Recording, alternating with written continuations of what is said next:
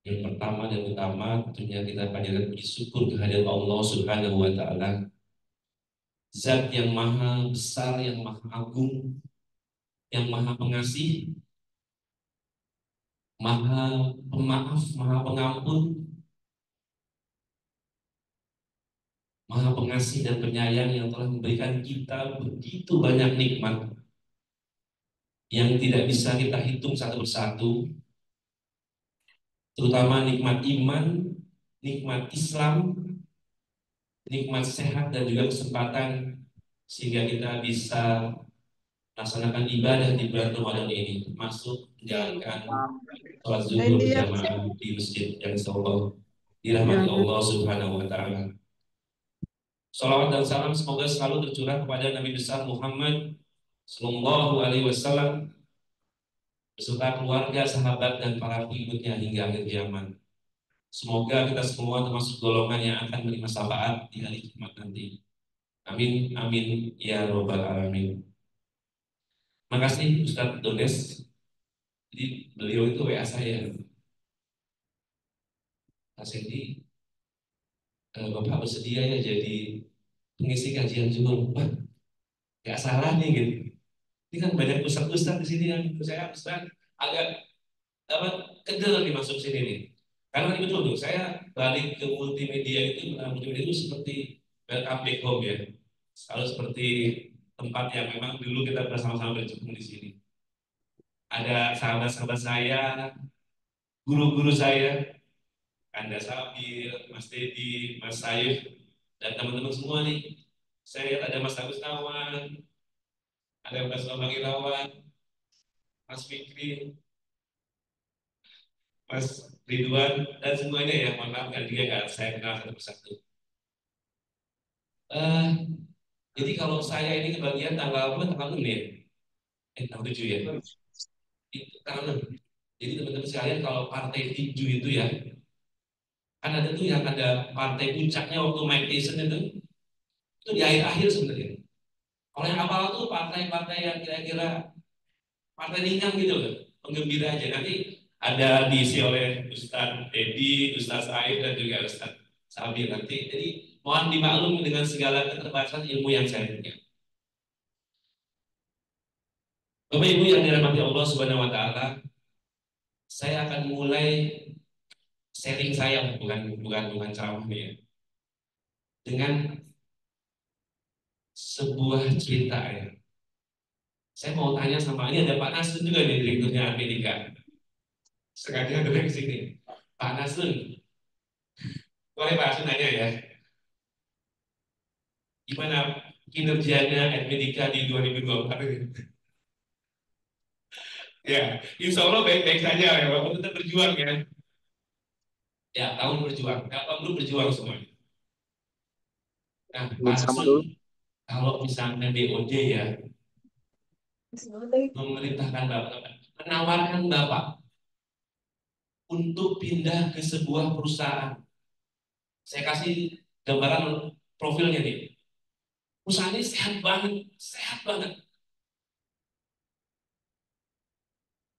Produknya tuh unggulan banget. Dijual dengan harga sangat mahal. Profitnya besar, Pak. Terus apa? Eh, pasti dibeli produknya. Kemudian nggak ada pesaing, ya nggak ada pesaing. Udah gitu perusahaannya juga nggak ada kewajiban-kewajiban, nggak ada hutang-hutang tuh nggak ada, Pak. Nggak ada tunggakan-tunggakan piutang-piutang itu nggak ada. Yang bermasalah nggak ada. Semua sehat. Kira-kira Bapak mau ambil nggak?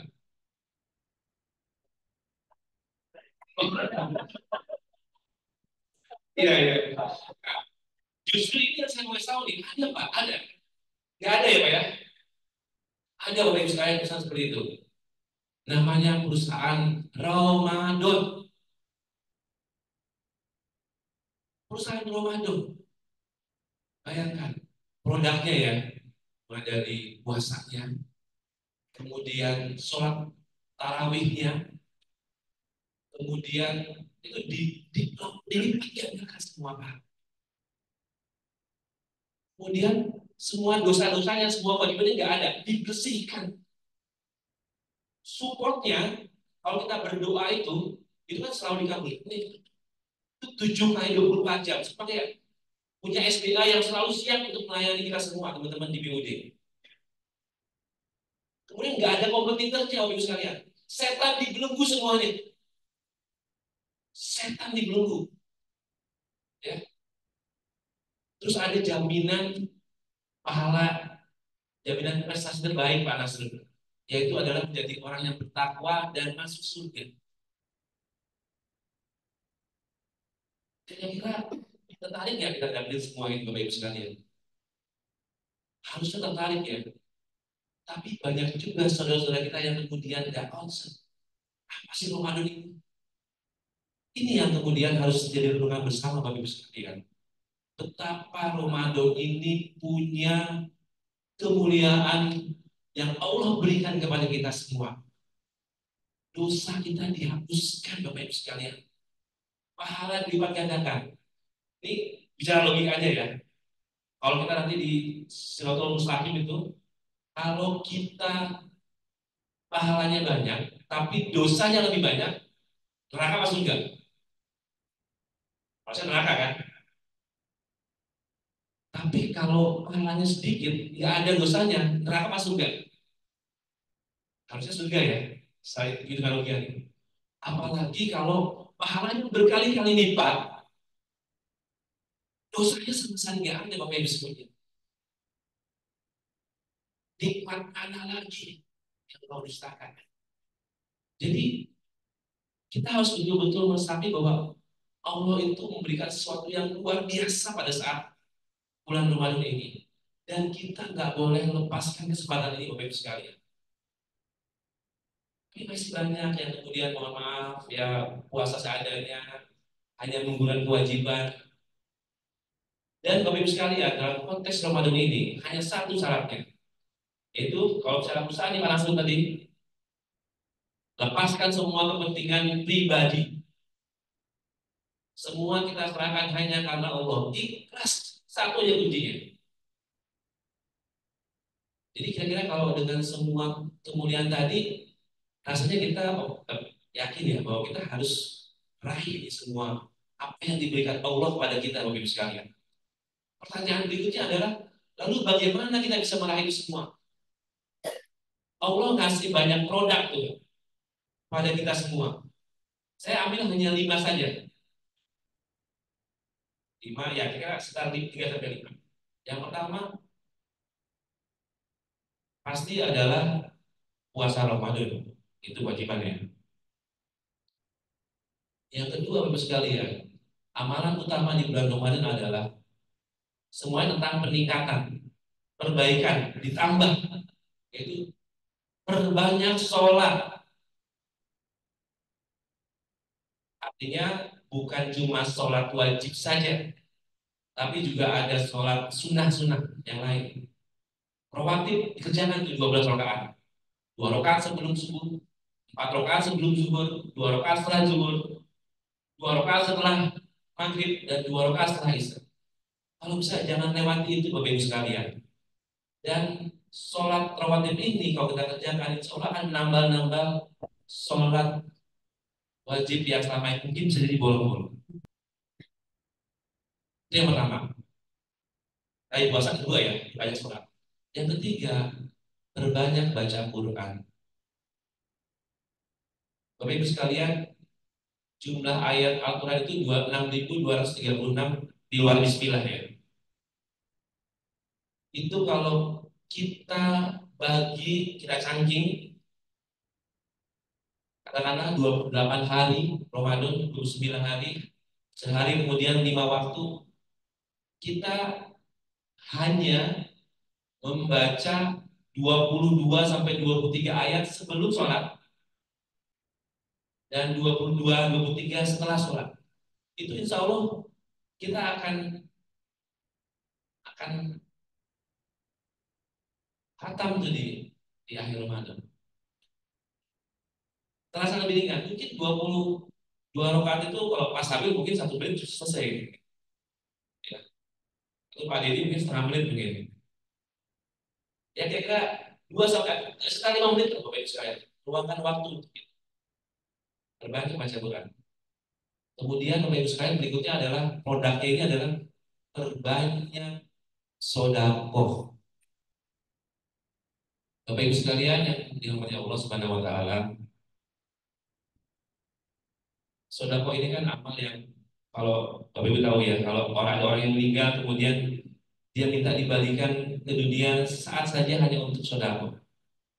Betapa sodakoh ini kemudian sangat-sangat bernilai di mata Allah.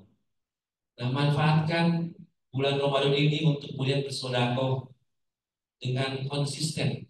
Bapak Ibu saya mengajak saya pribadi dan Bapak Ibu semua, ayo kita sodakoh setiap hari. Kalau bisa sodakoh subuh, berapapun kemampuannya, Rp1.000, Rp5.000, Rp10.000, Rp100.000 silakan.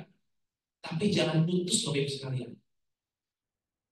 Insya Allah kalau kita lakukan itu secara istiqomah konsisten setiap hari, Insya Allah Allah akan balas dengan pahala dan keberkahan yang luar biasa. Sebenarnya banyak lagi sudah yang lain ya, nggak mesti uang. Setiap pagi kita harus bantu orang, buat baik, silahkan. Itu semua akan diganjar dengan pahala yang berlimpah. Yang ketiga Bapak Ibu sekalian, maaf, yang kelima ya.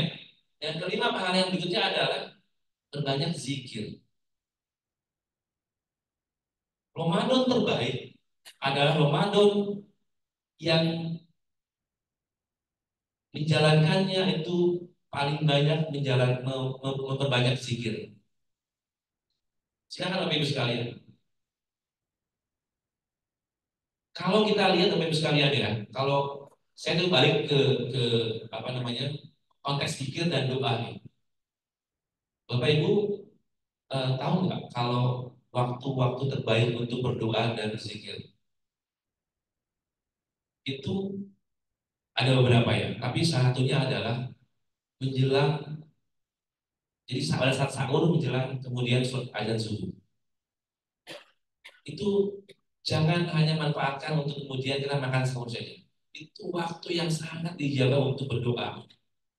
Pada saat sepertiga malam tadi itu Bapak Ibu sekalian, Allah turun ke langit dunia dan bilang, siapa yang minta saya kasih, siapa yang doa saya kabulkan, siapa yang minta ampun saya ampunkan. Silakan banyak berdoa. Kalaupun Bapak Ibu semua kemudian misalnya tinggal 1 menit, kira-kira apa yang harus dilakukan?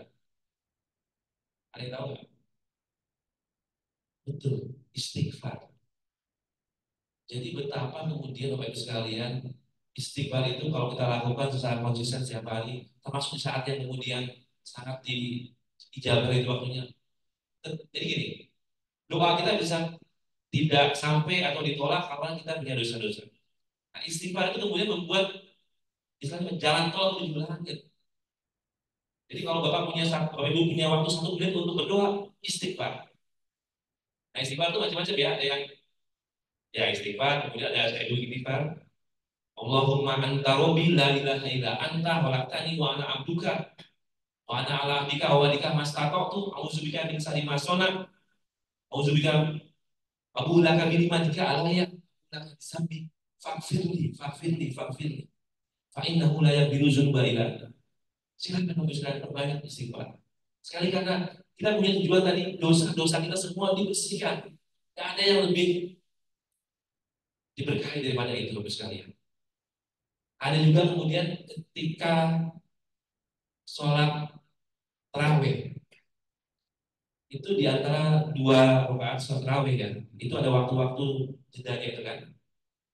Bapak Ibu sekalian, ini lihat di beberapa ulama kalau bisa baca, bisa lihat ketika di antara 2 waktu sholat tarawih itu kita bacakan Allahumma innaka afuwwun tuhibbul afwa fa'fu anna ya kali. Ya Allah yang maha pemaaf, yang suka orang memaaf, yang suka memaafkan, maafkanlah diri hamba. Seketika kalau itu disampaikan dengan hati yang dalam, itu akan membuat dosa-dosa semua hilang Bapak Ibu sekalian. Setiap di antara 2 rakaat itu, silakan lakukan secara konsisten. Nah, Bapak Ibu sekalian, banyak ya apa namanya tadi yang amalan-amalan. Tapi mungkin kira-kira begini, waktunya satu lagi ya. Berikutnya adalah tadi kita punya amalannya. Berikutnya kemudian bagaimana kita menyiapkan supaya kita bisa menjalankan semua amalan ini secara konsisten. Ini butuh bekal Bapak Ibu sekalian. Ada 5 bekal yang harus kita siapkan. Bekal pertama adalah niat. Bapak Ibu sekalian pastikan bahwa kita menjalankan ini dengan niat yang ikhlas. Dan kita harus punya tujuan bahwa di akhir Ramadan kita punya tekad dosa-dosa kita dihapuskan. Bapak Ibu sekalian, kalau kita melakukan sesuatu tanpa tujuan niat yang jelas, itu biasanya kita agak goyang. Kalau misalnya Pak Sabil manggil siapa nih yang Bogor? Orang Bogor siapa yang misalnya? Kan? Mas Fikri, orang Bogor masih di aslinya? Oh, masih. Kalau Mas Fikri mau ke Jakarta itu tanpa tujuan jelas. Pak Fikri mau kemana? Mau ke Jakarta? Mau ngapain? Enggak, jangan aja gitu. Ketika Mas Fikri ini sampai Cibinong, macet, macet deh. Balik aja gue, balik aja gue daripada gue macet. Gue Pak Fikri itu nggak punya tujuan. Tapi kalau Mas Fikri dipanggil sama Pak Sambil, macet, turun gue, naik apa? Jadi naik ojek apa? Atau naik apa? Terserah. Pokoknya gue harus nyampe nih di tempatnya Mas Sambil ke Bojir. Itu Bapak Ibu sekalian, kalau kita punya niat yang kuat, tujuan yang jelas, itu tantangan seberat apapun kita akan coba lewati Bapak Ibu sekalian. Ini yang kita butuhkan pada saat Ramadan. Kita harus kejar tuh namanya derajat takwa. Ya, ya ayyuhallazina amanu kutiba alaikumusiyam kama kutiba alal ladzina min qablikum la'allakum tattaqun. Jadi puasa itu memang tujuannya adalah takwa. Dan orang yang bertakwa adalah pahalanya surga. Gak ada pahala yang lebih tinggi daripada pahala itu. Itu Bapak Ibu sekalian. Jadi itu ya niatnya tuh harus diteguhkan. Yang kedua Bapak Ibu sekalian tadi yang harus ikhlas. Jadi jangan sedikit pun semua ibadah yang kita lakukan itu adalah pengen dipuji oleh Allah. Jadi kalau ikhlas itu sebenarnya pamrih juga sih Bapak Ibu sekalian. Ikhlas pamrih. Tapi pamrihnya sama Allah. Gue hanya pengen dapat pujian dari Allah, pengen tidur dari Allah. Jadi itu ya ikhlas. Ikhlas itu seperti kalau kalau gini, kita mengosongkan kemauan kita seperti kalau matematika itu 1/0 itu sama dengan kata 3. Saat kita mengosongkan niat keinginan yang diri sendiri, itu akan ada suatu kekuatan yang luar biasa kata 3. Itulah Allah, kekuatan Allah yang hadir bersama kita. Yang berikutnya Bapak sekalian, apa bekalnya? Satu tadi apa? Niat. Yang kedua ikhlas. Yang ketiga kita perlu fisik juga yang baik. Makanya Bapak Ibu sekalian, selama Ramadan ini mohon kalau bisa dijaga. Tetap kalau ada kesempatan olahraga, kalau nggak pagi ya sore menjelang buka gitu. Makan makanan yang sehat, walaupun kadang-kadang ya buka tuh gorengan nih. Tunggu-tunggu gitu. Tapi coba dikurangi lah ya, jangan kalau nggak bisa dihilangkan dikurangi. Tapi kita harus sehat. Supaya karena kita mau maraton nih 30 hari, 28 sampai 30 hari.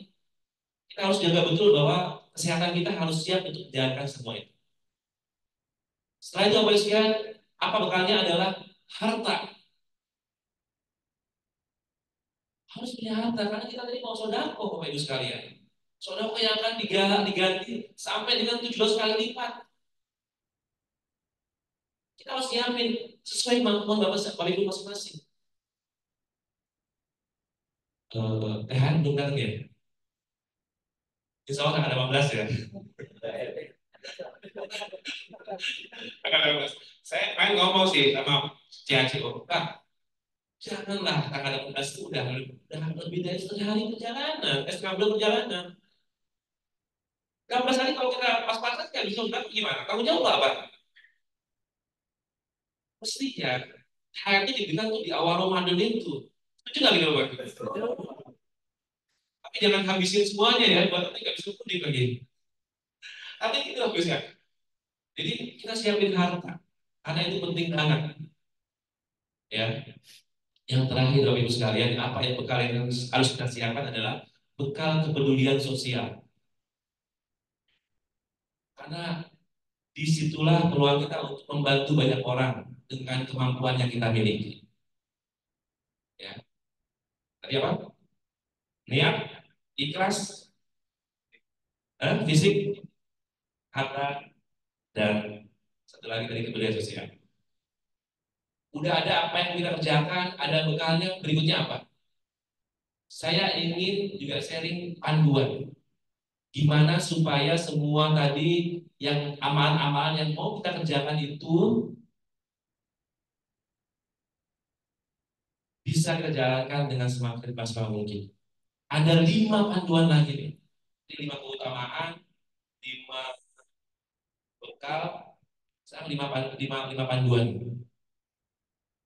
Satu, belajar, belajar, berdoa. Bapak Ibu sekalian, saat Ramadan itu semua waktunya itu diijabah. Jadi tadi ya, pada saat kita mau sahur itu ijabah. Saat kita berpuasa juga diijabah. Saat kita berbuka puasa, Bapak Ibu sekalian kalau bisa, pas kita itu jangan langsung makan dulu. Makan dulu sebentar kali. Tapi berdoa dulu Bapak Ibu sekalian. Berdoa untuk kita, untuk keluarga, anak istri, keturunan. Kemudian karena dengan cicil sekali. Kemudian berdoa juga kalau sempat doakan untuk perusahaan pecinta Telkom Group. Karena perusahaan ini sedang berjuang, sedang tidak baik-baik saja. Di samping ikhtiar yang sedang kita lakukan, kita juga harus minta dari jalur langit nih untuk membantu kita semua. Berdoa. Yang kedua, Bapak Ibu sekalian, ini tadi ikhlas ya, diulang ya. Jadi ini tuh ikhlas. Tadi 1:0. Jadi harus semuanya itu karena Allah. Kemudian J, jalani dengan sabar. Kenapa sabar? Karena Allah bersama orang-orang yang sabar. Innallaha ma'as-sabirin. Kalau kita bareng Pak Stabil aja kayaknya senang banget ya, wah tenang ya ada Pak Stabil nih. Kalau kunjungan pelanggan dia datang Pak Stabil atau Pak Dedi atau Pak Saif, hati tenang ya. Ini tidak bersama Allah Bapak Ibu sekalian, bayangin. Zat yang maha besar, maha berkuasa. Itu sabar. Jadi pasti banyak ujian, cobaan, tapi kalau kita sabar, wah, insya Allah Allah akan bersama kita dan kita akan dapatkan di Jepang. Berikutnya adalah ya, A ya. Oh, ini kalau disingkat ini bijak. BIJAK. A-nya adalah awali dengan syukur. Ibu sekalian, Allah akan nambah nikmat seorang ketika selalu bersyukur. Jadi bersyukur setiap pagi. Kita masih diberikan pekerjaan yang kemudian insya Allah dirahmati Allah, rezeki yang halal, anak-anak yang baik, yang soleh dan soleha, keluarga yang sakinah. Itu semua sesuatu yang kemudian harus kita syukuri. Ya, walaupun banyak masalahnya, tapi Bapak Ibu harus yakin bahwa walaupun masalahnya banyak, nikmat Allah jauh lebih banyak daripada masalah yang diberikan kepada kita. Yang terakhir kayaknya adalah konsisten menjalankan istiqomah Bapak Ibu sekalian. Sebaik-baiknya pahala adalah pahala yang dijalankan secara istiqomah. Sedikit. Jadi itulah panduan yang kita bagaimana tadi menjalankan semua amalan utama selama di bulan Ramadan dan juga di bulan-bulan berikutnya. Bapak Ibu yang dirahmati Allah Subhanahu wa taala, ya, terakhir kami ingin juga berharap Bapak Ibu semuanya selama bulan Ramadan harus tetap menjalankan atau mempertahankan produktivitas kerja Bapak Ibu sekalian. kita harus tetap produktif atau bahkan lebih produktif. Sudah banyak contoh Rasulullah, para sahabat menunjukkan bahwa selama bulan Ramadan, beliau-beliau lebih produktif daripada bulan biasanya. Nggak mungkin karena kita lemes, kemudian kita nggak bisa kerja. Nggak.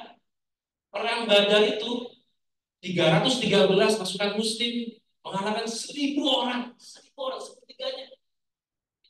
Pada saat bulan Ramadan, tahun 2 Hijriah, tanggal 17 Ramadan. Kalah itu ya kaum Quraisy itu oleh kaum muslim. Kemudian ada juga apa? Penaklukan Mekah, Fathu Mekah. Itu juga di tanggal 8 Ramadan. Sorry, tanggal 10 Ramadan, maaf ya, tanggal 8 Hijriah. Saya lupa tanggal itu. Tapi di bulan Ramadan. Jadi betapa kemudian juga penaklukan Andalusia itu juga dilakukan di bulan Ramadan. Jadi banyak banget. Oke, Mas Putri, seperti ya, maaf ya. Jadi dilakukan di bulan Ramadan bagus sekalian. Jadi banyak contoh dan kita harus mencontoh itu.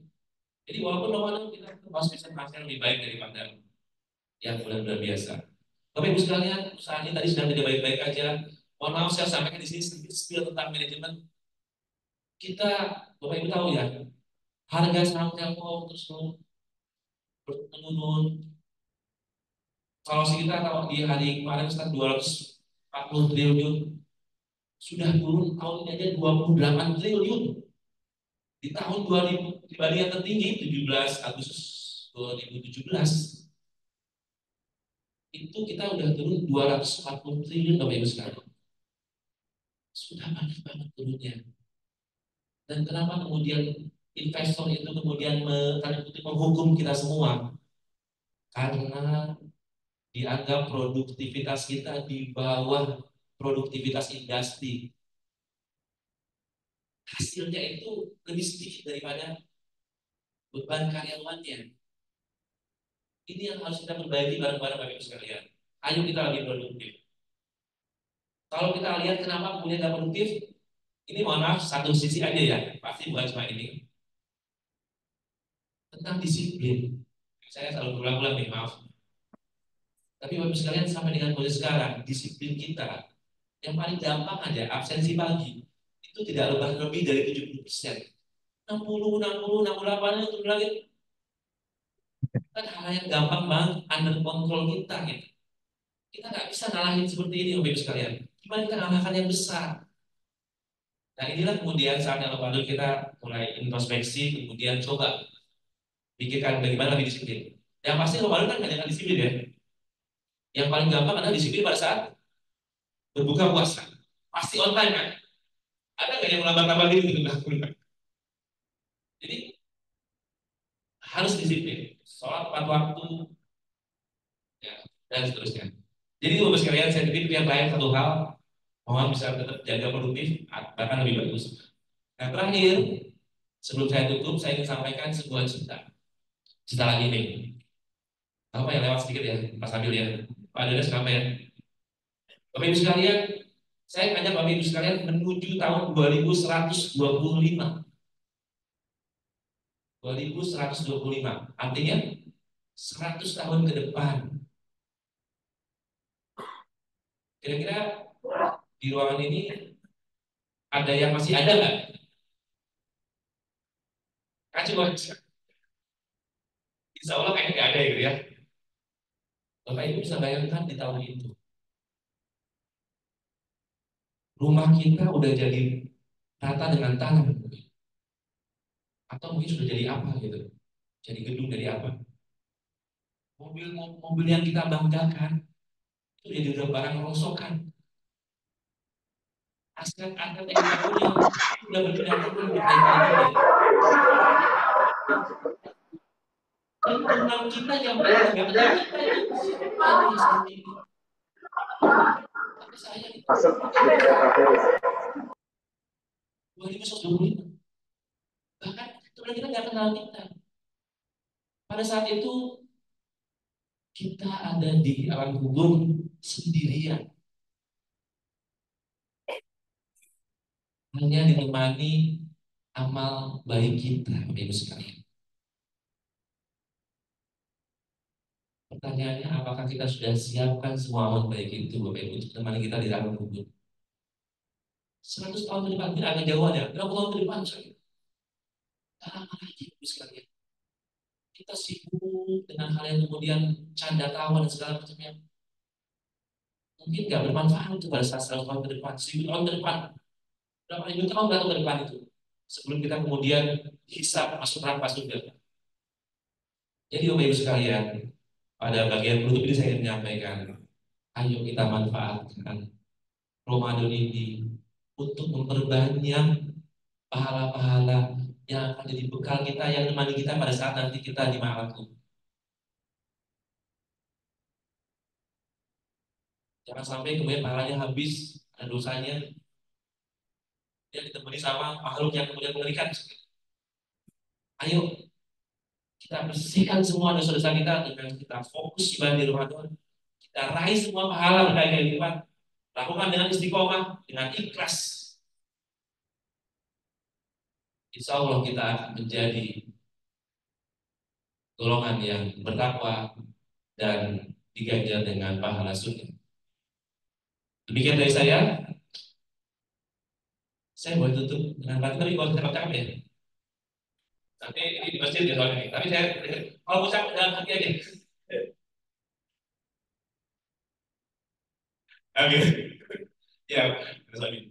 Eh, jadi lupa nih katanya. Pergi ke masjid harus disegerakan, disegerakan.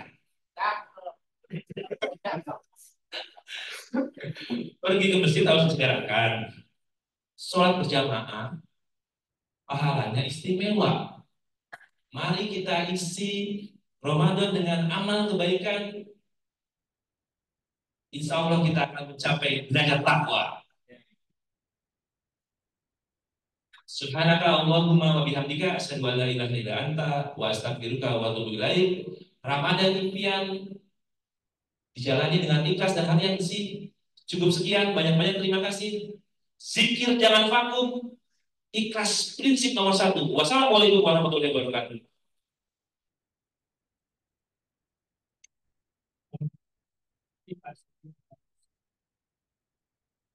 Ramadan tetap produktif dengan bijak dan yang paling tadi tentang info THR. Ada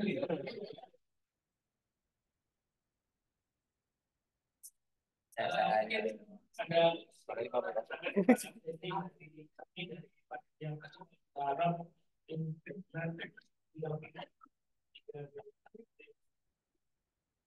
dari